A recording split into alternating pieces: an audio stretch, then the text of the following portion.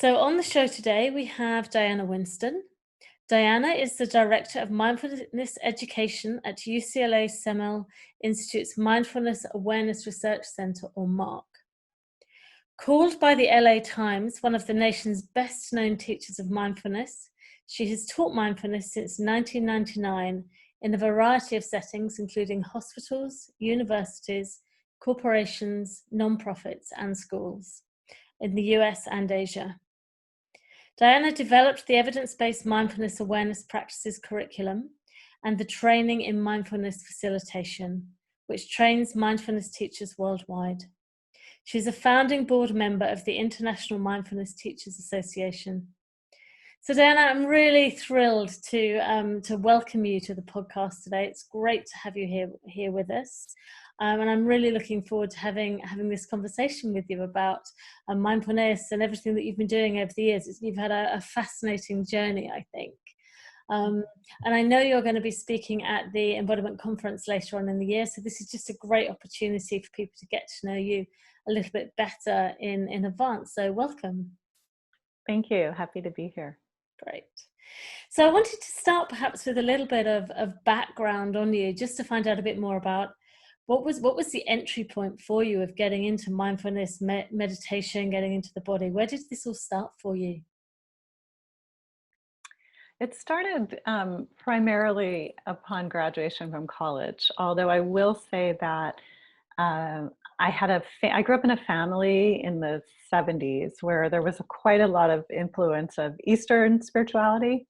So my parents at the time were very interested in whatever was popular, including some gurus and some different schools of thought. So I grew up in that milieu, but then wasn't that interested in it. But after I had gone to Asia and as a college student for a kind of semester abroad studying in Thailand, also did not get into Buddhist meditation at the time, but I did go back there afterwards and found my way to India, where I encountered Buddhist meditation teachings. And at first I also wasn't interested, but slowly I sort of came around to it, and I ended up doing a very deep dive into the mindfulness teachings, both in India and then in Thailand, back again to Thailand afterwards, and then in the US and Asia, back and forth US and Asia. Okay, so it sounds like it was quite a long, slow process for you, but it kind of gradually, I don't know, seeped into your bones somehow, this interest in this whole area.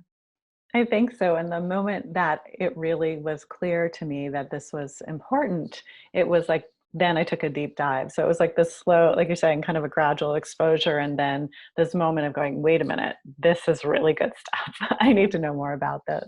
And I was about, early 20s, 22, I think. Okay. Fantastic.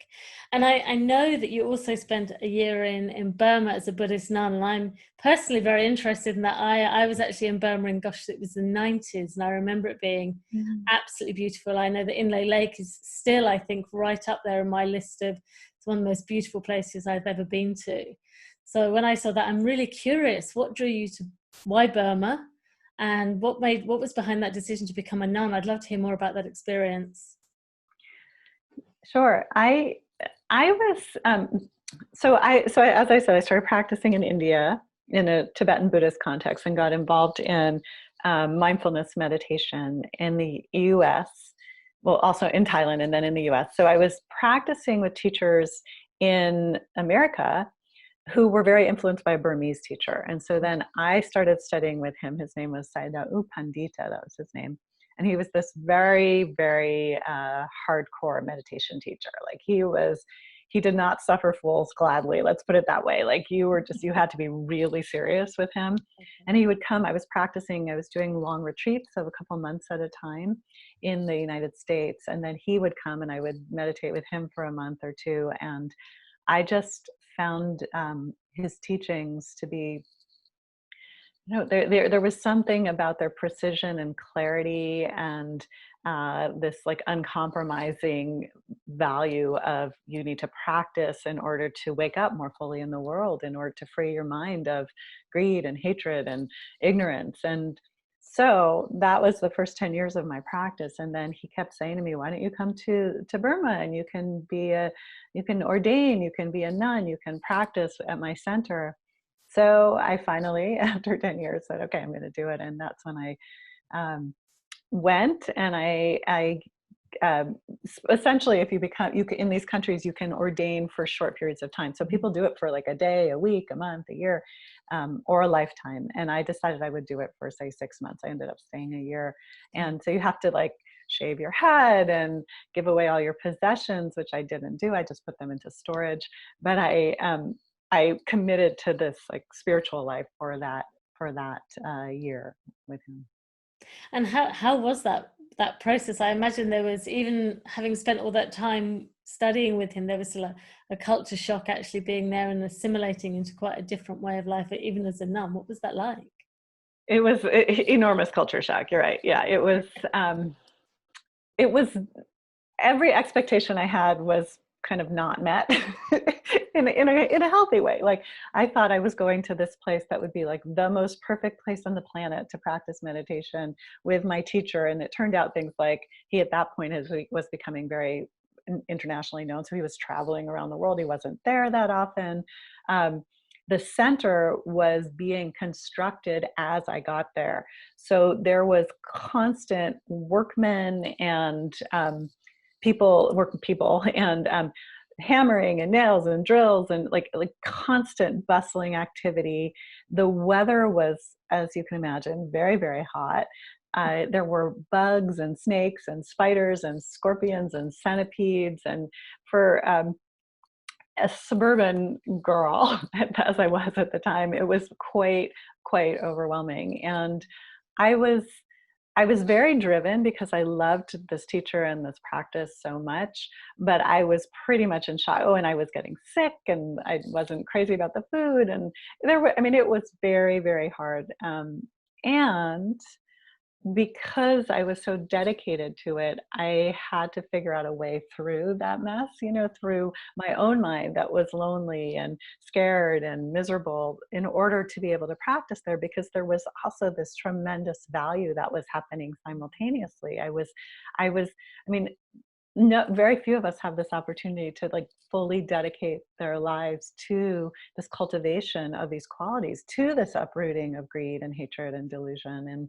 And so I learned, and I could say more if you wish, but I learned how to sort of separate out the challenges and focus on what was valuable over that time. But it took a lot of work. It was not easy. No, I would love you to say some more about that, actually, because I think this is one of the keys. It feels relatively easy to do our practice when everything's perfect, when we're in a beautiful place, when the sun is shining and we're surrounded by lovely people, and it's kind of easy.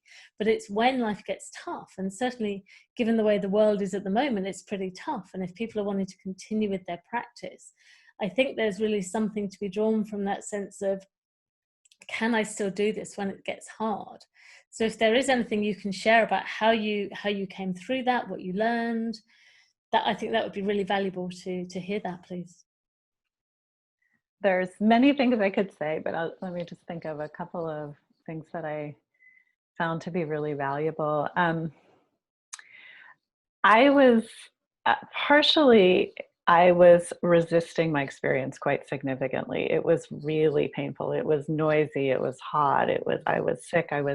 And the more I would resist, the more challenging it became, right? So what it required was a kind of surrender to the experience. Like, I can be with this. I can cultivate the capacity to be with this. And there was this very, very kind of important moment for me where I was talking about, there's lots of snakes and spiders and bugs and giant spiders the size of dinner plates. And really, seriously. And but the mosquitoes were horrible, especially I was there during, prior to the rainy season, and the mosquitoes were terrible. And so there was this period of time where I was designing mosquito traps. Like, I was supposed to be, so what you were supposed to be doing, that's not what I was supposed to be doing. What you're supposed to be doing is you're supposed to be meditating all day long. You wake up in the morning, you notice your body, your breath, you stay in an embodied practice throughout the day. You walk and you use the bathroom and you're being mindful. And then you wash your face mindfully and go and you walk to get to the dining hall to eat, and you eat mindfully. And it's like this, it's essentially like a boot camp, right? You're doing 24/7 mindfulness practice all day long. And then you do sitting meditation for an hour, and then walking meditation for an hour, and sitting meditation. That's the day. And you don't eat after 12 noon, right? You don't eat it, like, that's it. You get 2 meals, excuse me, one at 5 in the morning, one at about 10:30, and then that's it. No food the rest of the day. So it's very, very hardcore. And all of these things were impinging on me as I was describing this. And so there was this moment where I was getting like really frustrated with the mosquitoes. And so instead of doing all the meditation I was supposed to be doing, I was like creating mosquito traps. And so I figured out this thing that if I got some lake water and put it in a bucket in my room, that the mosquitoes would land on the bucket and I could kind of cover it and take it out. And so we were in these little huts. You have to think about it. It wasn't like jungle, but it was like scrubby jungle, foresty. So I tried that, and I tried, like, I had holes in my walls in the hut that I was in, so they didn't have screens, and so the mosquitoes would come in. So I covered that up, but then I started sweating and boiling. And then I would sometimes stand by the window at night, turn on the light, and invite the mosquitoes to come get me. And they would fly towards me. I'd jump out of the way and they'd fly out the window towards the light. So these very were creative and inventive. It was I love very it. creative. And when you're meditating for a long time, you get really creative. But there was this moment where I suddenly realized that I could do all these things and spend all my time trying to get out of this problem and design mosquito traps. But wouldn't it be better instead to have a mind that could be okay even in the midst of the mosquitoes? Yeah. And that was like a real turning point for me, where I was like, wait a minute, there's always going to be another mosquito. It doesn't matter, how many things I solve, there will be more. So what if I could create a mind that had this capacity to be present, to hold what was happening in a compassionate way, in a caring, compassionate way? And that was like a real turning point for me. And I would often say to myself, there's always another mosquito. There's always another mosquito, kind of to remind me. And I want to say, like, a little just postscript to this was that after a few months of this, I was wandering around the monastery, and I found this other area that was really quiet, where there didn't seem to be so many bugs. And there was this nice, beautiful hut sitting there. And I went to the teacher and I said, do you think I could move to that one? And they said, okay. And so what this quality of mind that I'm talking about is called, it's equanimity. It's like this even-mindedness and balance that is, it doesn't mean passivity. It doesn't mean that I just sit there and let the mosquitoes bite me. That sometimes you have to make change. Mhm. Sometimes you have to, like, go and move your hut and go practice somewhere else. And I say this because right now, as you're talking about, like, how do we practice in the midst of, how do we live in the midst of all this? It's like, we've got to develop these qualities of even-mindedness, of balance, because boy, we have a lot of mosquitoes right now. The world is suffering so tremendously, and there's so much happening, that if we can learn to hold with a kind of openness and spaciousness and a willingness to be with that experience. But that doesn't mean passivity or apathy or giving up, right? So it's like, I think the best action comes from a place of equanimity, of balance, the wisdom that arises when we're not triggered in our fear, our reactivity, our anger, but we're coming from this centered place. So that's a kind of a long way of answering your question. And of course, there were many things that happened that year. Yeah, I'm sure. But I love that idea of, it's kind of it's not passive, but there is something about, it's kind of meeting your experience where it is, and allowing that to be, and that's okay. And I love this idea of there's always another mosquito, because you're absolutely right. No matter how much we solve, there is always another mosquito. There's always something else. So, That's right. how does, I guess I'm curious as to, having had that incredible experience for a year, how's that influenced your practice, your thinking about mindfulness now, even all these years later? Is that something you still carry with you, those experiences? Absolutely. I mean, I feel like it was a foundational period in my life that has impacted pretty much everything that's followed from it. I had, as I said, I had been doing about 10 years of my own mindfulness practice prior to going there, but being there and learning to practice in this in-depth way, and whatever sort of insight and transformation of mind and heart that happened during that time sort of carried forward. And a lot of times, people have big experiences and they don't really know the impact. So it takes years to process something like that. But I feel like the work that I do at UCLA with our Mindful Awareness Research Center, which is really an educational center, I've taught thousands and thousands of people how to meditate, is really carrying forward what I learned in that monastery and what I learned from these teachers. Because my teachers, it was a Buddhist context, but they didn't really say like, oh, you had to be a Buddhist to do it. They were interested in relieving suffering. And they knew that this particular tool was pretty awesome for helping people work with their minds and emotions and learn to find more and more freedom. And so what I do now, and it's a part of every aspect of my life. I have my own personal practice. Most of my friends are connected in some way to my meditation practice. Not all. The way I'm raising my child, the everything, like his influence, or the influence of that whole mindfulness movement through those teachings from the monastery and from that time is we've woven into everything I do. Yeah. Fantastic, thank you.